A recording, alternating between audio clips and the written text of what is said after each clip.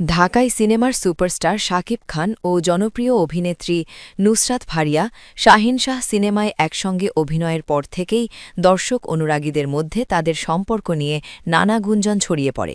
সিনেমার বাইরে বিজ্ঞাপন, স্টেজ শো ও বিভিন্ন ইভেন্টে একসঙ্গে উপস্থিতি সেই গুঞ্জনকে আরও উস্কে দেয়।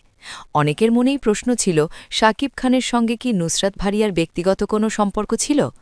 অবশেষে এই আলোচিত গুঞ্জন নিয়ে প্রকাশ্যে মুখ খুললেন নুসরাত ফারিয়া। সম্প্রতি একটি পডকাস্ট অনুষ্ঠানে অংশ নিয়ে তিনি স্পষ্ট ভাষায় শাকিব খানের সঙ্গে প্রেমের সম্পর্কের বিষয়টি অস্বীকার করেন। ফারিয়া বলেন, শাকিব খানের সঙ্গে তার কখনোই প্রেমের সম্পর্ক ছিল না। নুসরাত ফারিয়া জানান, না, এমন কিছুই ছিল না।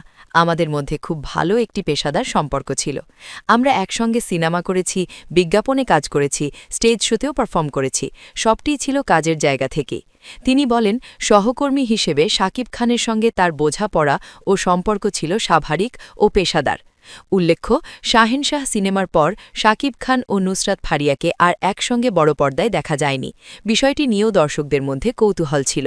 কেন এরপর আর তাদের জুটি হয়নি, এমন প্রশ্নের জবাবে ফারিয়া জানান, বিষয়টি তার কাছেও পুরোপুরি পরিষ্কার নয়।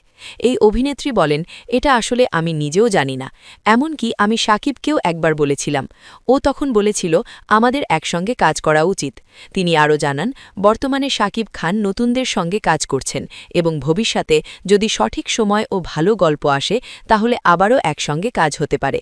ফারিয়ার এই স্পষ্ট বক্তব্যে শাকিব ফারিয়ার সম্পর্ক নিয়ে দীর্ঘদিনের গুঞ্জনের অবসান হল বলে মনে করছেন ভক্তরা।